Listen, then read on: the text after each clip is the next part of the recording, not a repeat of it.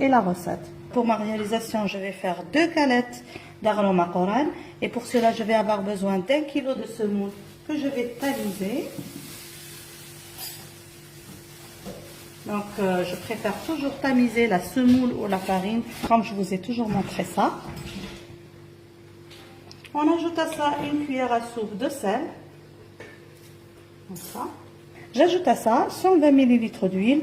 Ici, c'est un mélange d'huile et d'huile d'olive.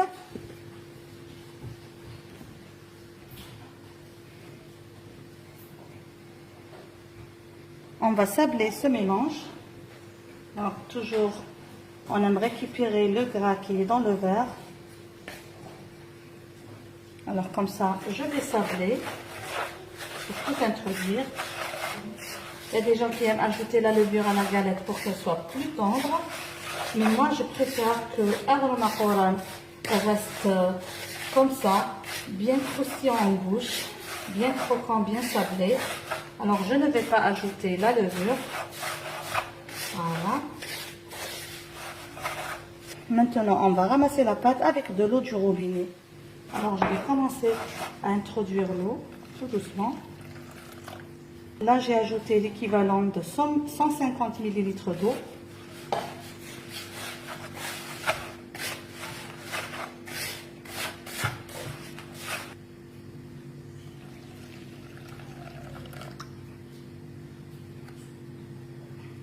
Là, j'ai ajouté 250 ml d'eau.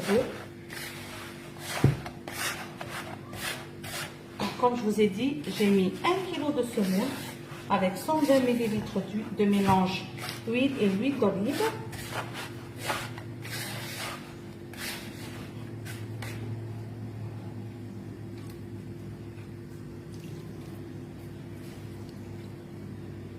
Donc ici, comme ça, je suis arrivée à 350 ml d'eau. L'eau, je suis en train de vous donner les mesures, mais ce n'est pas exact parce que ça va dépendre de votre semoule. Voilà.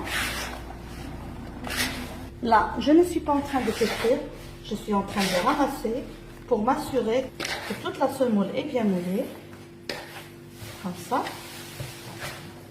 Voilà. Je vais ajouter juste un petit peu, peut-être 50 ml. Et au total, je vais avoir à peu près 400 ml d'eau. Là, je vais encore ajouter un peu d'eau pour m'assurer que la pâte se ramasse bien. Donc, comme vous voyez, je ne pétris pas pour donner l'aspect élastique de la pâte. Non, on n'a pas besoin de ça.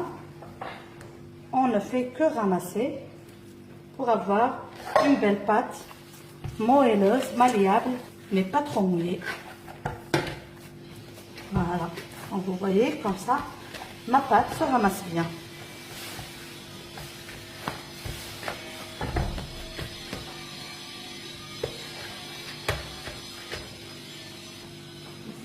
Je vais couvrir la pâte, la laisser reposer 5 minutes et après on va la reprendre pour former les boulettes de galettes et aussi pour la pétrir juste un petit peu. Voilà ma pâte à reposer. Donc là, je vais la diviser en 2 boulettes de la même taille.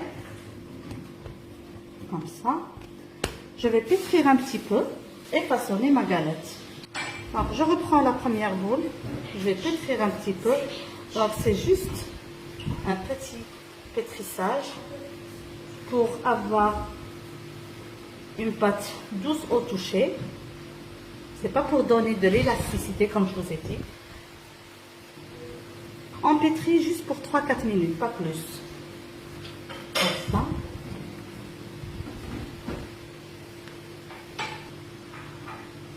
Voilà, là la pâte est bien moelleuse, comme ça. Je fais tourner comme ça pour ne pas avoir des fissurations, tout en écrasant, pour avoir une belle boule.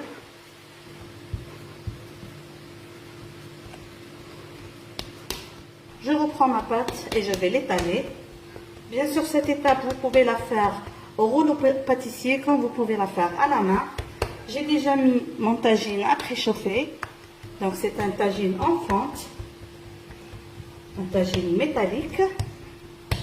Et on va étaler La galette a une épaisseur de presque 8 mm à 1 cm.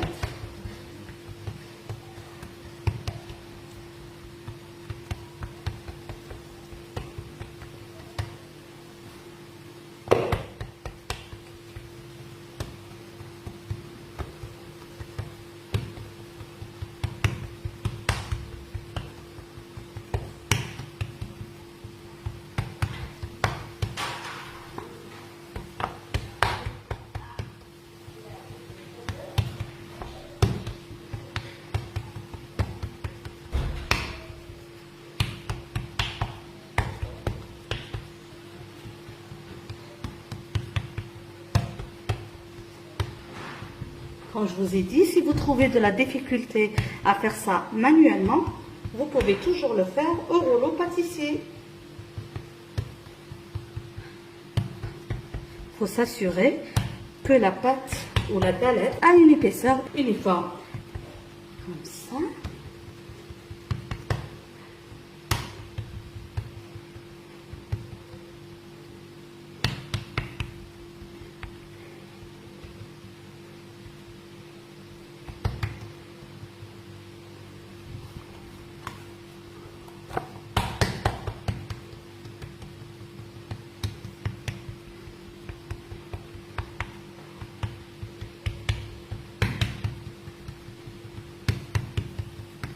Alors, comme vous m'avez vu, pour 1 kg de semoule, j'ai fait 1 kg de semoule, 120 ml d'huile et 450 ml d'eau. Bien sûr, l'eau, ça va dépendre de votre semoule. Si c'est une semoule qui absorbe, vous pouvez aller au-delà de ça. Si c'est une semoule qui n'absorbe pas bien, vous pouvez aller jusqu'à 400 ml d'eau. Je vais trouver la galette pour qu'elle ne gonfle pas. Comme je vous ai dit, j'ai mis le tagine à chauffer. Comme ça. Voilà, mon tagine est bien chaud. Je dépose ma galette. Et je vais la surveiller, la tourner un petit peu. Je ne vais pas la laisser bien cuire d'en bas pour ne pas avoir des boulettes par-dessus. Parce que c'est ça qu'on n'a pas dans une galette.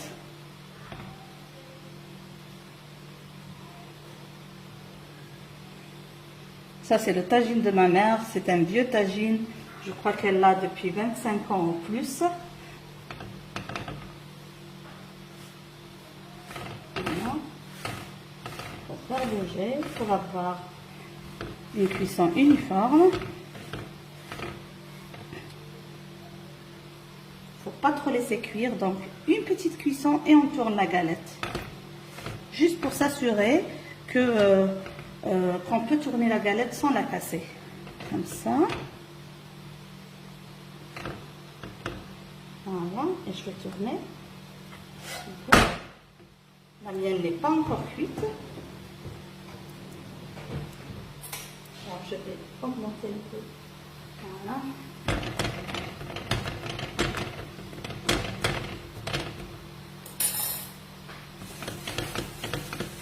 J'aime toujours cet ustensile qui va nous aider à appuyer sur la galette pour qu'elle adhère bien à la surface de notre tagine pour avoir une cuisson uniforme.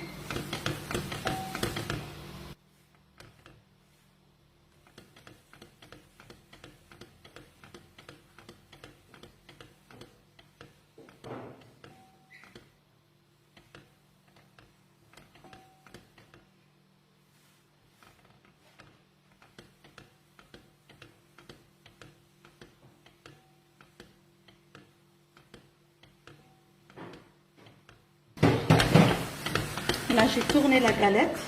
Alors, juste pour vous montrer la cuisson. Il faut s'assurer de la cuisson uniforme. Donc, il faut toujours utiliser un ustensile qui va vous aider pour cela. Comme celui-là. Je vous avais montré en Angleterre, quand je n'avais pas cet ustensile, j'utilisais n'importe quel petit couvercle d'une demi-marmite. Et ça fait l'affaire. Des fois même, j'utilise un bol ou une chope. Par exemple, si vous n'avez pas, juste comme ça, un outil qui va vous permettre de faire une cuisson uniforme, juste d'appuyer. Voilà, tout peut marcher.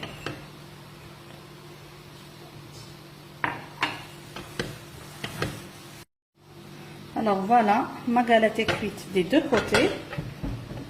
Je vais la retirer du feu et faire la cuisson de la seconde galette. Comme ça, quand vous voyez, elle est bien cuite. Et voilà la deuxième galette. Et comme je vous ai dit, on fait la même chose. On ne laisse pas jusqu'à ce que ça soit totalement cuit. On fait tourner comme ça. C'est pour ça qu'il faut avoir un bon tagine. Et dès qu'on sent que ça commence un petit peu, que la pâte commence à devenir un peu dure, un petit peu, on tourne la galette pour avoir une cuisson uniforme. Juste pour info, les débutantes, je vous conseille vivement d'éviter ce genre de tagine, sinon ça va vous brûler. Ou utiliser des spatules comme ça pour tourner votre pâte, pour votre galette.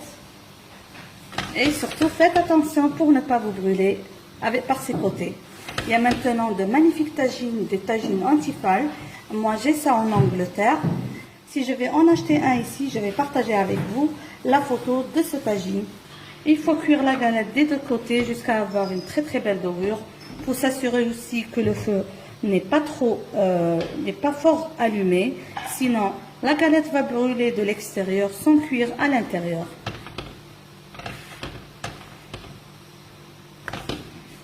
Là, ma galette est cuite. Je vais vous montrer l'intérieur.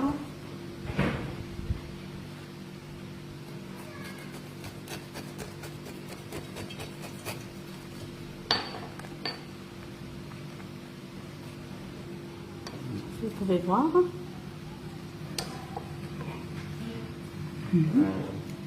J'espère, mes amis, que vous avez aimé cette réalisation, que vous allez la réaliser et la réussir. N'oubliez pas, si c'est la première fois que vous trouvez sur cette chaîne, de vous abonner, de laisser des j'aime et de partager la recette avec vos amis sur les réseaux sociaux. N'oubliez pas aussi, si vous avez des suggestions de recettes, si vous avez envie d'apprendre une recette avec Soulef ou Linda, n'oubliez pas de laisser vos commentaires et sûrement qu'on va réaliser la recette pour vous. Je vous dis donc à la prochaine réalisation et bisous.